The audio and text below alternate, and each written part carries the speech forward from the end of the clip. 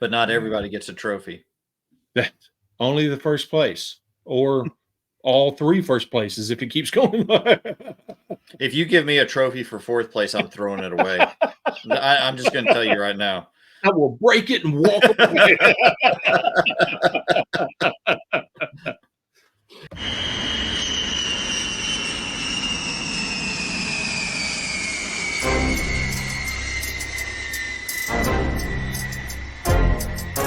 It's time for the Brew and Shavers Sports Podcast. Coming at you every week to talk all the things that make us love sports. The games, the rivalries, and of course, the personalities. The March. I almost said the March Madness.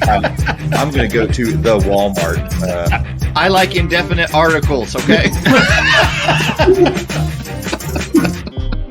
Can we just start over? Absolutely. Hello there, sports fans. Welcome back. It's the Brew and Shavers Sports Podcast, your go-to home for all late-breaking news, information, and the gossip about the SEC. And I'm joined by my co-host, Darren, who always is up to date on the latest gossip. What's going on in the rumor mill? Darren Shavers, he knows. That's right. On some days, depends on. I tell you what, there weren't many rumors as much as just absolute facts of what went down on the field this week, wasn't it? It's a little crazy. It was an exciting week. It was an exciting week of football for sure. I don't know, even if it didn't go the way you wanted it to for your team, which you and I both have that pain. It was an exciting week of football for sure. There were some fun games, entertaining games, maybe is a better way to say it, to watch in the SEC this week for sure. So I was down in South Louisiana this weekend and watched the LSU Ole Miss game, which I'll talk about in a little bit. A very, very painful experience on that Saturday night. But then as I was coming home Sunday, I took some different state highways and went up driving through miles and miles of sugarcane fields, way above. The sugarcane was way above my head. And there's even a sign at one point said, "Welcome to Sugarland." And I said, this is exactly what I need. This is going to help my healing process after the debacle Saturday night. And I almost wanted to just park the car and just sit there by the sugarcane and just take it in. I don't blame you. You got to have something, right? When you have a weekend like both of us experienced, you got to have something to try to make it better, right? We're all looking for signs. Yeah, that's right. What a great weekend it was. And we're going to talk about our takeaways in just a moment. But when you look at this weekend, and one thing we keep finding, Darren, is as far as the playoffs, the field is wide open. This has been such an unpredictable college football season. Yeah, I think you're exactly right. And to me, that's truly one of the big headlines of the season. We saw a little bit of it start to develop a little bit last year with some of the teams that you always kind of see at the top, not necessarily being there. But I mean, look at where we are right now. We're 5 weeks about to start our 6th week of the season. And we're looking at teams like Clemson that are not in the top 25. A&M that you're accustomed to, not in the top 25. We're actually in one of my takeaways. We're going to talk a little bit about SEC standings. But when you look at that, I mean, just within the conference that we love and cover, how different things look this year compared to many years past, what we're all accustomed to. And then when you expand that out to what you said about the playoff field, I mean, wide open is the perfect word, because I don't think you could sit down and say, well, here are the definitive 4. You can't shake me from this. I know how it's going to. I mean, people can say that, but I don't think that's realistic, because there's just so much. Can you imagine if we had a 12-team playoff this year? How wide open? That would be an IndyCar race. Yeah, just craziness. Would be movement all over the place, not knowing who's where and what's going to happen. That would be crazy if we had a 12-team playoff this year. Just think about it. It's coming, but I can't imagine, as you said, that happening this year. But one thing that is predictable, is the state-of-the-art graphic design that we have here at the Brew and Shaver Sports Podcast. As you look It behind us, makes my ear disappear. when Darren moves to his left, half his head disappears. I am being slowly consumed by this giant helmet behind me. And it seems to want to, it's taking me. and it seems to want to eat your mustache at times. Have you noticed that? I don't know what that's that about. big spot. It's like I look at it. My first thought is, oh my goodness, when's the last time I went to the dermatologist? I better go. What is that? I did not see that yesterday. I've got a hole right here. What happened? She always tells me if you're going to be in the sun, use sunscreen, and that's very important. Apparently, it is very important. Yes. So anyway, hey, we hope that the lack of state-of-the-art graphics helps make you a little more comfortable with us, and remembering that we're just a couple of guys who like to talk about sports, and we think it's really cool that you watch or you listen and you join us. Very much so. So let's get into our week 5 takeaways, Darren. What's your first takeaway from this past weekend of football? Well, my first takeaway, I've already alluded to it a little bit, is the fact that we are still very obviously living in the upside down. I mean, when you look at, we talked about how crazy the entire picture of college football is, and then honed that in just a little bit, or focused that in just a little bit on the SEC. If we were in next year's scenario of no divisions and the top 2 teams were no matter, again, regardless of any division, because there wouldn't be any, the top 2 teams are just the top 2 teams according to record right now today. Number 1 and number 2 would be Kentucky and then Georgia. And 3 and 4 would be Alabama, A&M, followed by Alabama, then A&M, followed by number 5, Missouri. Now, you tell me if that's not living in the upside down. The SEC has become Hawkins, Indiana, and the upside down has complete and total control. Because, I mean, think about saying a sentence like, if the season ended today and there were no divisions, our SEC championship game would be Kentucky versus Georgia. Tell me that's a sentence you ever anticipated saying in any form. Now, give it to Mark Stoops. Started 5-0 for the 3rd time in 6 years or something like that, I believe is what I've heard, or what I heard on a podcast today. So you got to give him props, but still at the same time, even though what he's doing at Kentucky is incredible, it is not, obviously I expected them to be in the SEC championship incredible. Let's just be honest about that. So to me, that's a pretty crazy and definite sign that we are still, once again, completely and totally living in the SEC upside down. What's your first takeaway, Ben? The further we move from the crazy year of 2020, it just seems to want to tag along with us. Yeah, it really does, especially in football. So my first takeaway is a special message directed to all of the University of Kentucky football fans out there, starting with head coach Mark Stoops. I hope it's not too late to apologize, but I seriously underestimated you last week against Florida. Maybe it was history. I don't know. You just beat Florida for the 3rd straight year. But I still didn't believe in what you were selling. And yesterday or Saturday, you came out and you dominated Florida. You were the better team. And it could have been a lot worse if you had kept your foot on the gas pedal, but you let up, even though years ago Spurrier would not have let up on you. You showed some compassion. That's right. And so I am sorry, Kentucky, for underestimating you. Mark Stoops continues to do a great job in the Commonwealth.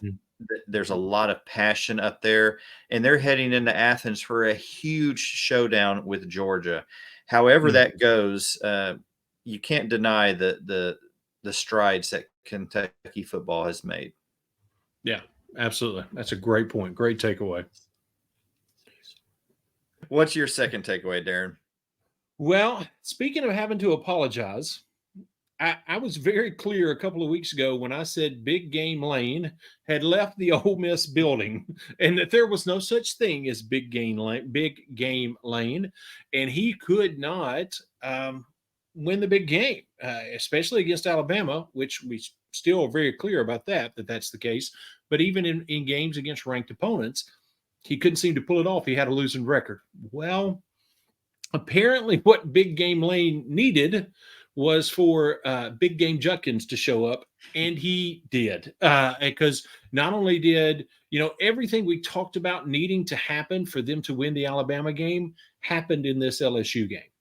The rushing attack opened up. It opened up passing lanes. Jackson Dart looked like a freaking NFL first rounder. I mean, just throwing it all over the field, running all over the field. Now, and I'm sure you'll have some points to make about this later, so I won't go all into it. But I think some of that has more to say about LSU's defense, maybe, than all of a sudden LSU or Ole Miss is this, offensive juggernaut that nobody can ever stop. I don't know that that's the case, but a lot of things happened, and I don't think you can argue the fact that for the most part, when you walk through the play calls, that it was a good offensive game plan. It was a good game that was called, and you got to give credit where credit is due. So Big Game Lane still goes in his tent, zips up the front, and hides in the corner when Alabama rolls into town. Outside of that, I think he showed a little bit of improvement and a little bit of Big Game Lane coming back and saying, well, here I am. I'm giving this a shot again this week. So I have to give credit where credit is due. Big Game Lane showed up for this big game this past weekend. Yeah, he did. He called a great game to my team's detriment. I was to say, I don't mean to pour salt in the wound, I promise. Yeah, what did they say about Vanderbilt fans? If you live in a glass house, you better not throw stones. We wouldn't even need Big Game Lane. Big Game Lane wouldn't have to show up to beat Vanderbilt. So he could send a couple of assistants and maybe a GA to and take care of Vanderbilt this year. Oh, my goodness. What's your second takeaway? A thought occurred to me, and I heard it on Feinbaum today, and I also, some other shows have been talking about it. Why isn't Brock Bowers, tight end extraordinaire from Georgia, being talked about in the Heisman talk? Why has the Heisman become focused on quarterbacks almost exclusively? There is an award for the best quarterback in college football. It's a Davey O'Brien Award, specifically for the best quarterback. The Heisman is supposed to go to the best player in college football, but for some reason, we focus solely on quarterback. When you look at the front runners this year, they're all quarterbacks.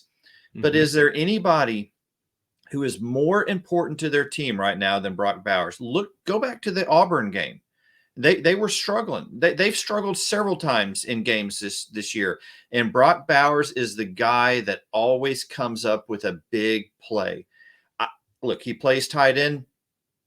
Should that exclude him from the Heisman, the position he plays? Or should we go back and actually look at who is the best player this year? So I'm getting on the Brock Bowers Heisman train. I think he should be one of the front runners based on what he's done so far. And so that's a great point. And you and I have talked just in conversation, and we've talked on the show how ridiculous we think it is that it's become a QB only award. But I also, those are great points, especially about the Auburn game. I mean, he took that game over the way you would expect a quarterback or running back to do, and willed that team to that spot on that day. And I don't care who you are. I don't think you can argue that point. I think that's very, very obvious that that's exactly what he did. Yeah. What about your third takeaway, Darren? Well, my third takeaway is from this past week, but not necessarily exclusively about football. I want to say when it comes to the Brew and Shaver Sports Podcast, and especially our YouTube channel, Oklahoma fans, we see you. We are so happy to have you in the SEC, even if other people think you're not yet. We know that you are. We are so happy to have you in the SEC, and we're especially happy to have you commenting and interacting with us on social media the way that you are, specifically the YouTube channel. Boom to the Sooner 7426, Todd Brothers 1520, Caleb Pape. These are all people that are specifically just OU fans that have interacted, had comments, liked videos. Our video that we threw up about or put up on the channel, that was one of the takeaways from a couple of weeks ago about Oklahoma may be giant killers this year. Oklahoma fans have absolutely loved that. It's been one of our most viewed videos on the channel. So, Oklahoma fans, we see you. We thank you. We love it. Keep it coming. We accepted you in early, and we are thankful that you are jumping in with us, that you are now a part of the SEC family. Come on in. Keep talking. I think you're going to like what we have to say this week as well. I think you're going to be glad that you're listening and that you're on board. So, Oklahoma fans, we see you, and we love having you as a part of the conversation. And to go along with that, great point, Darren, because we do love the feedback from different Absolutely. fans, and we're getting quite a bit from OU fans. To go along with that theme, there's a special gift that the Brew and Shaver Sports Podcast wants to give to all of you OU Sooner fans. This is for you. Just soak it in, live it up. Just enjoy. That's well earned. Your team is undefeated. Right. Your team is undefeated. That's exactly right. And what's your third takeaway? My third takeaway is a point that you have made very well already, Darren, about Bobby Petrino. Is he the quarterback whisperer? The Texas A&M lost their quarterback, Connor Wegman, who was having already a phenomenal start to the year. He's replaced by Max Johnson, the transfer from LSU. Now, Max had his ups and downs at LSU, and one of the reasons he transferred was pretty much when Brian Kelly came in and said, "You're not going to be the guy." Right. So he left to go to A&M. He did not win the starting job at A&M, but as often happens, the unpredictable. Someone gets hurt. Unfortunately, you never want to see someone get hurt, but that gave Max Johnson the opportunity to go in the starting role. And there was a lot of speculation. How's he going to do? Is he going to do as good as Connor Wegman? Well, so far, he's playing at a very high level. Is that directly related to Bobby Petrino? I don't know. They've got a huge game coming up with Alabama. Max Johnson has played against Alabama before as a quarterback for LSU, so I don't think he's going to get overwhelmed by the moment, but I like what I'm seeing here. And this could turn into, Darren, an incredible story of a guy that it didn't turn out the way he wanted it to at LSU. He gets his second chance at A&M. So I'm watching this with eager anticipation to see what Max Johnson does the rest of this year. Yeah, like you said, we've talked about it. That's a great takeaway, and you can't help but be excited for him. Regardless of all the other, obviously we think that Bobby Petrino obviously has something to do with it. But as watching him, how things started for him at LSU, how it ended up, like you said, when Brian Kelly came to town, you can't help but be excited for him as we watch what's going on at A&M, because he's stuck with it.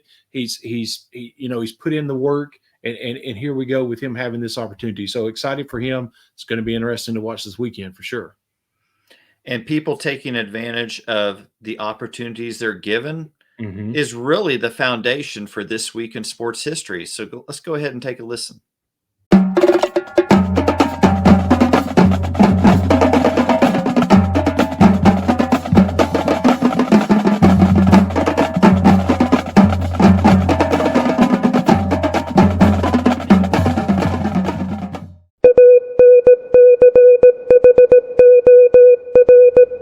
October 6, 1990, Colorado versus Missouri becomes one of the most controversial games ever played because of an officiating error that gave Colorado an extra day.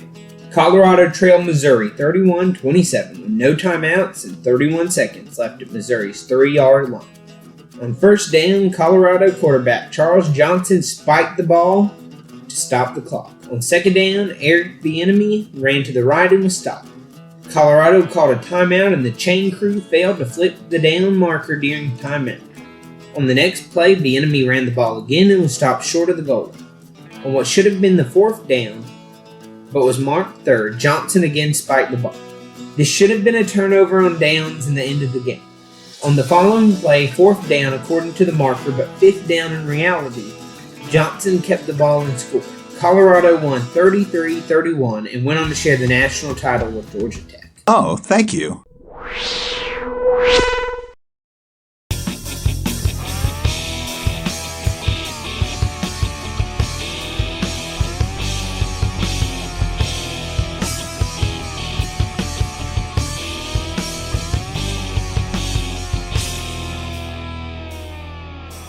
Let's move into our CBS Sports Pickem update, the weekly contest we have that we encourage all of you to participate in. Yes. Darren, how are the standings looking this week? Are you still winning?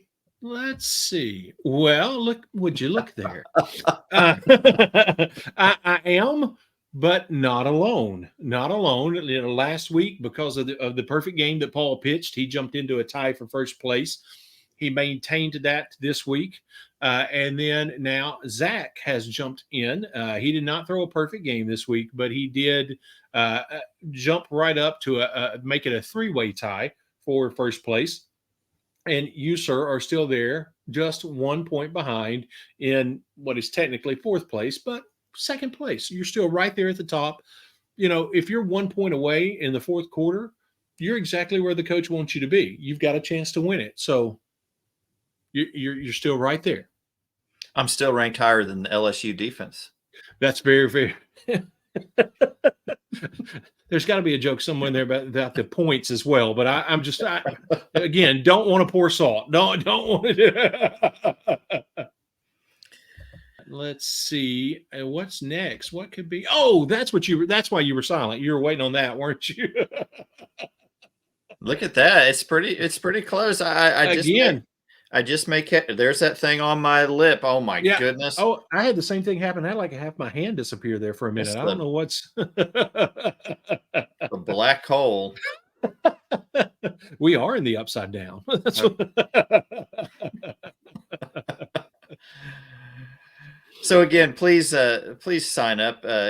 Yes, you can still participate, make your picks, and as Darren pointed out in Paul's case, he picked perfect, and he's right up there at the top. It doesn't take long. If you get the picks right, you're going to climb up pretty fast. And one of the things we're going to start doing this week is we're going to make sure there's always 10 games to pick. We won't talk about all 10 games because we're just going to cover the SEC in the games that we pick and talk about on the show. But you and I is kind of like a manager special, I guess. We will pick. We'll pick enough games like this week. I think we'll end up picking 3 or 4 games that are going to be fun. Maybe top 25 games, exciting games in other conferences that we'll be paying attention to just as football fans.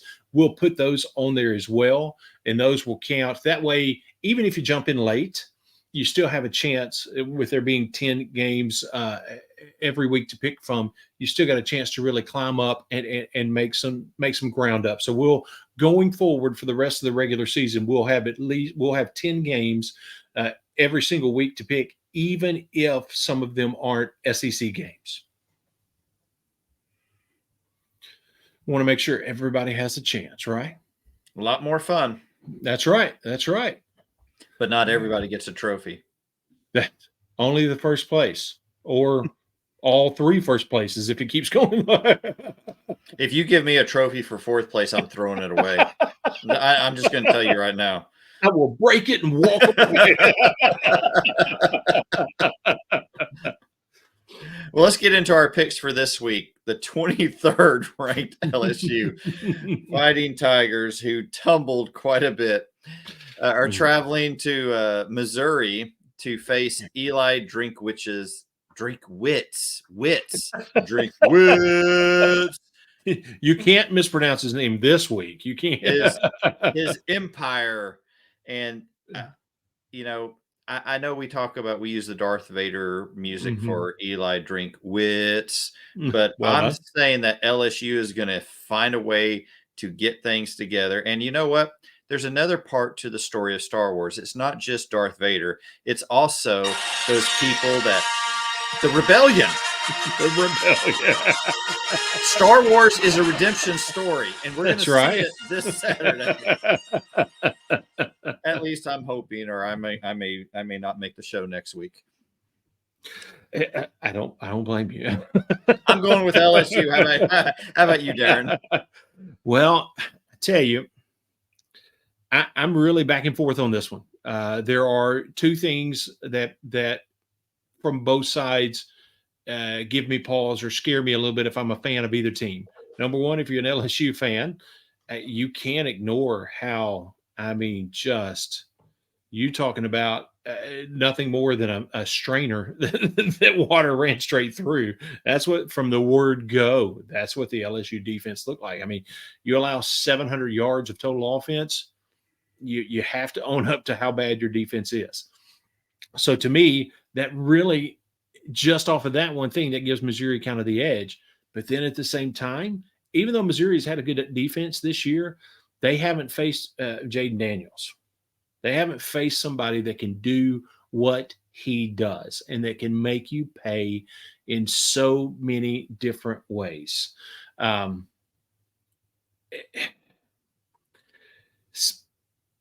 I think he's going to be the difference. I'm going to go with LSU. I was really back and forth on this one all or the last couple of days. Just really, really concerned me about the defense. But I think he makes the difference. I think, even though Missouri is having a good year, they are 5-0. We like what Eli Drinkwitz is doing. I think Jaden Daniels can put this team on his back. Diggs at running back can have a really, really nice game, and those two guys can will this team to victory against a Missouri. So I'm going to go with LSU. I debated it. I'm not going to lie. A huge matchup on Saturday, the Red River Rivalry. The Oklahoma Sooners and the Texas Longhorns at the Cotton Bowl. Greg Sankey, the SEC commissioner, will be in attendance at this game. This is a huge game for both programs. Texas ranked third and favored. Oklahoma rebounding very well this year. Brent Venables has them going in the right direction. They're ranked 12th. This is such a huge game for so many different reasons, Darren. Recruiting, all the history that's involved here, both teams now moving into the SEC. When I look at this game, Darren, I'm going to go ahead and pick first. I'm going with the Sooners. I'm going to let's do it. Let's do it. Boomer Sooner. I think that Venables is going to press the right buttons. I think Dylan Gabriel is going to have a monster game, and Texas is going to find the pressure of being favored a little too much to handle. And OU is going to exploit that and come out with a big, big win. I'll make it short and simple. I am in complete and total agreement. Boomer Sooner. I think Dylan Gabriel has the game of his life. 15 TDs, 2 interceptions so far this season. I think we see that Dylan Gabriel from the word go. This is an Oklahoma underdog win. This is an Oklahoma victory. I'll say it again. Darren, you almost made me fall on my seat when you said 15 TDs. I thought you were getting ready to say Dylan Gabriel, 15 TDs in this game. If I call that and it happens, now that's something. I think even Oklahoma fans may call you out on that one. Whoa, pump the brakes, pump the brakes. The 11th ranked Alabama Crimson Tide travels to College Station to face the Texas A&M Aggies, who are really having a good year, except for that one bad game in Miami. They seem to have things going in a very good positive direction. I think that's about the third time I've said the word direction in this podcast. I need to have a thesaurus. A thesaurus nearby. Yes. A thesaurus. Anyway. That's my new favorite word, just for the record. Darren, who do you like in this one? This is another one that I've really had some difficulty with. To me, the obvious answer is Alabama, but you have to at least take a step back and take a moment to say, okay, but it is on the road. And Alabama has looked like a little bit of a different team this year than they would in the past. I really want to buy into everything that A&M is doing. But, man, it's just like Lane Kiffin at Ole Miss. They've made me do it one too many times in the past. And for that, I'm a little bit afraid of them. Even with it being a home game, I'm still going to go with Alabama on this one. Who you got? One of the reasons Bobby Petrino was hired was to help A&M, particularly in the SEC. Right now, the SEC West is wide open. A&M can get in the driver's seat with a victory over Alabama. I think they're going to do it. I think the Aggies pull out a win here. Wow. That's a great call. Speaking of great calls. You're not talking about the hiring of Clark Lee. The Vanderbilt Commodores travel down to Gainesville to face the favored Florida Gators, unranked Florida Gators, but favored nonetheless, coming off of their defeat in Lexington.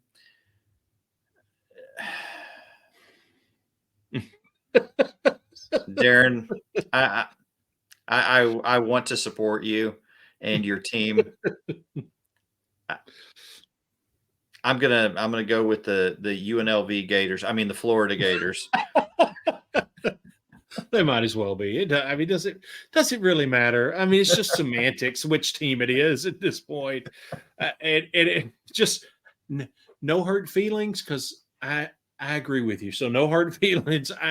You talking about the shock of all shocks. If Vanderbilt I know Florida is not the Florida we're used to in the past, but there's just not enough there this year. And this unfortunately is going to be a Florida win, and it's just going to add to the disappointment of this season for Vanderbilt and Vanderbilt fans. The Kentucky Wildcats, coming off of their big win over Florida, travel to Athens. I think Kentucky is ranked 20th now to face the number 1 ranked and undefeated Georgia Bulldogs. Granted, they looked shaky at times. I don't think they're going to go into this game taking anything for granted. I think Kirby Smart's going to have them fired up, ready to play. Mark Stoops is going to have his guys fired up, ready to play. But at the end of the day, I think that Georgia's going to have too much for Kentucky to overcome, and the Bulldogs win. I'm in complete agreement. One of the things that made last week happen for Kentucky was the rushing game. When you have one player, Ray Davis, that has 280 yards, you better win that game.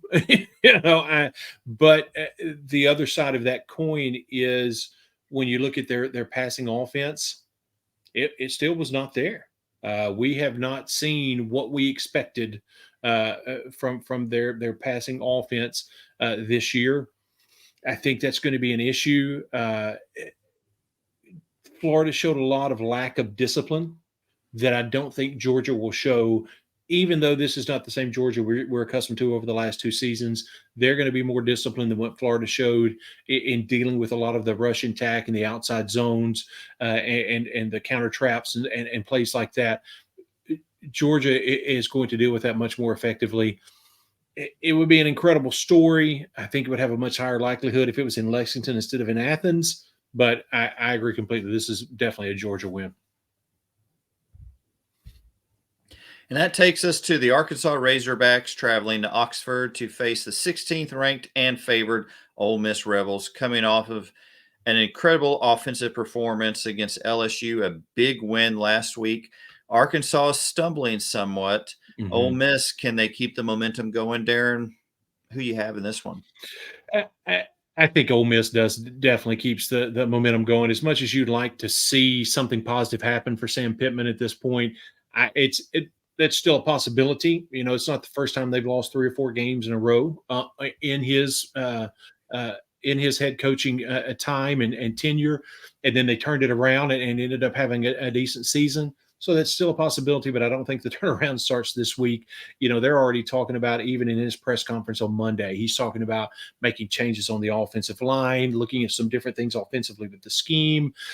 And when you start doing that kind of stuff, it may have a long-term benefit, but the short term, it could create some confusion and some difficulty that you're not already having it, and make things a little bit worse before they get better. So I think this is an Ole Miss win. Who do you think wins this one? I agree with you, Darren. Ole Miss. So remember to join our Brew and Shavers Pickem. Go to CBS Sports, College Football Pickem. Look for Brew and Shavers Pickem, and then our password is Pickem. That's PICKEM 1234 exclamation point. And the link is also down below in the comments. And if you're listening to this audio in the show notes and show description, there will be a link there as well. You can just click on the link, go right to it, and use that password. Well, Darren, I do believe it's time for 4 down territory. You're in 4 down territory.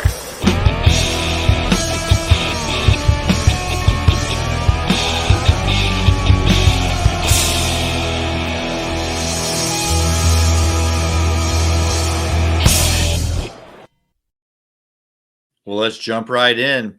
Darren, who is your sure thing pick of the week? Well, I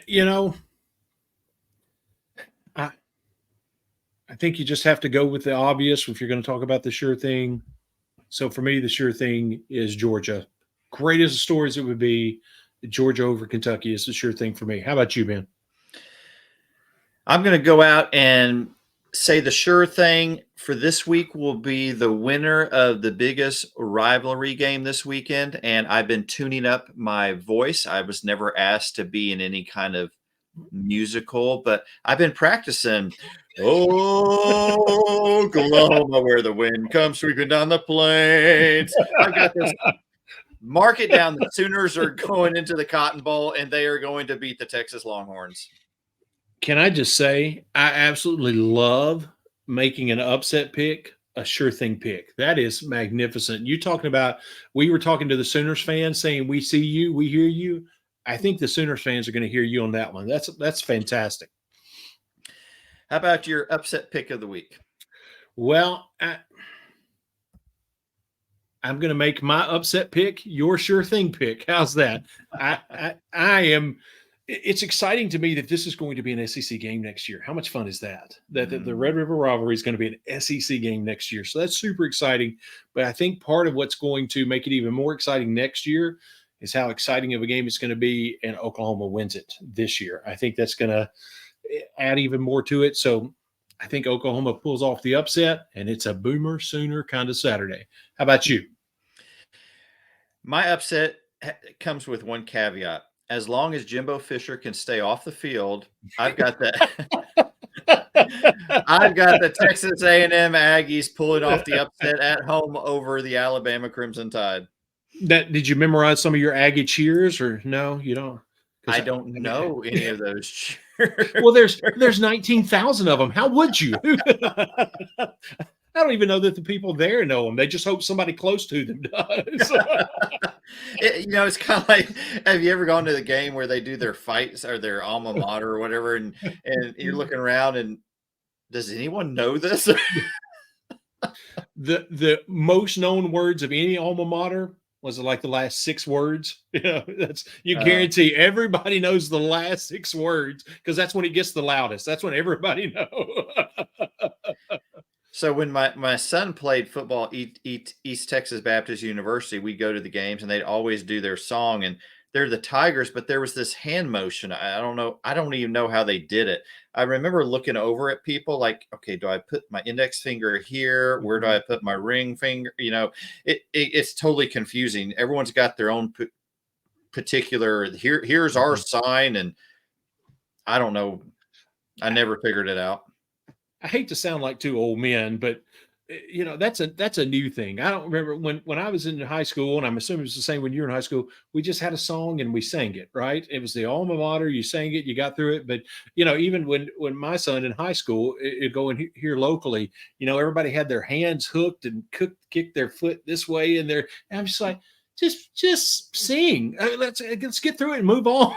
You don't even know the words, like we've already talked about. Why go through all that? I agree. A little bit of a sidetrack there. What about your brown bag pick of the week, Darren? I'm going directly at Auburn fans. I understand excitement when things go a little bit better than you anticipated them going. Believe me, I understand. Oh, look, my hand's being eaten. Believe me, I understand as a Vanderbilt fan. That being said, if you look at any point of this game this past week and use the phrase "we're back" or "we're back, baby," that is a double bag, brown bag. Don't do it. Be excited that your defense looked the way it did, but you still can't throw a forward pass. You're not back. Let's not do that. If you're using that and you think it's a moment that says you're back, it's a brown bag moment. I feel better. How about you? What's your brown bag? Darren, that's so well said. I agree with you 110%. Especially if you don't win the game, you're not back. Exactly. Agree. Completely agree. So my brown bag pick of the week, let me start with some numbers. 55. Oh no. And that is 55 allowed. 711 yards of offense allowed. 21 fourth quarter points allowed. 34 missed tackles. 31 points allowed per game up to this point in the college football season. A defense that ranks 108th. That's out of 133 teams. The second worst defense in the SEC. I'm sorry about this, Darren. After Vanderbilt. You got to be good at something or first place in something. And I got that statistic from Shea Dixon. I want to make sure I give credit to where credit is due. But I am just absolutely appalled at the LSU defense. Now, I listened to Brian Kelly today, and he said it's about teaching, about execution. He's saying all the things that a head coach is supposed to say. He's supposed to support his defensive coordinator. But when we're looking at this is a horrific run of horrible, absolutely horrible defense. Look, there is no learning curve in the SEC. You're getting 4- and 5-star players. Play them. The notion that we're gonna stick with a veteran who's not performing well when you got a 5-star freshman on the bench, throw the freshman out there. I mean, how much worse can you get? You just gave up 55 points, 711 yards of offense, 21 fourth quarter points. You missed 34 tackles. Get somebody on the field that can make a tackle. Go back, take him to rec ball on some when you don't have a game and say, look how they teach these little kids how to tackle. Do y'all remember this? Do you remember this is how we tackle? Well said. Well said. I about lost my cool there. There's that black spot coming back. Your face started to melt. There was so much heat in the moment. That's what that was. Darren, if you said LSU is going to score 49 points, do you think they're going to win? I would take that bet every single time. Every time. To give up 55. Now, Lane Kiffin, all credit to Ole Miss. They played a great game. Lane Kiffin, man, he was prepared. Incredible. So I definitely want to give them credit. But what an atrocious showing by the LSU defense. I am just so I know they're disappointed too, but as a fan, I think we've come to expect more, and they don't have you don't get this we're in this learning curve, or you better get it together this week at Missouri, or people are going to start to seriously think, should we have hired Brian Kelly? All great points. Very, very good points. Painful, and believe me, I understand, but great points. Where's the Tylenol? Goodness. Is this about over now? I got the shakes all of a sudden. Ooh, I'm sweating. Diet Dr. Pepper, if you could come out with a drink that has acetaminophen, I think that would this might help us get through the season at this point. All right, well, let's turn to something that at least can make us smile. How about our post-game quote of the week? And when you're having the kind of year that Kentucky is having, our good friend Mark Stoops, you can have a little bit of levity in your press conference, especially when you're coming off a win like they had this week. So here's what Coach Stoops had to say about the Kentucky fan base and how the crowd reacted in the game this week. With the amount of beers that you asked Blue Boot Nation to pound this morning, did you feel like you owed it to them to really give it to Florida in the first half? I absolutely had to start fast for them, because I asked them to start fast this morning. I think they did. I hope they behaved well, or Mitch is going to give me a scolding. So I hope they behaved. But we jump out at such a strong start, and at the end they were kind of quiet. I'm like, they just come to expect this kind of win now from from us. So no, we always appreciate it. It was a fun environment, and really glad we got off to a good fast start. Fun stuff. Good to see Coach Stoops smiling, and he did tell him to start early, didn't he? He did challenge them, and apparently from his perspective, they answered the bell. So well, thank you for answering the bell every week by tuning in and watching us on YouTube or listening to us, whatever your favorite podcast platform is. New episodes come out every Tuesday morning at 6 a.m. Be sure to subscribe to us on YouTube, on the podcast platform that you listen to. Like it, comment on it. We value your feedback, and we're so grateful that you take the time to be a part of this show. Mm-hmm. So thank you so much. And until next Tuesday, y'all take care. Have a great week.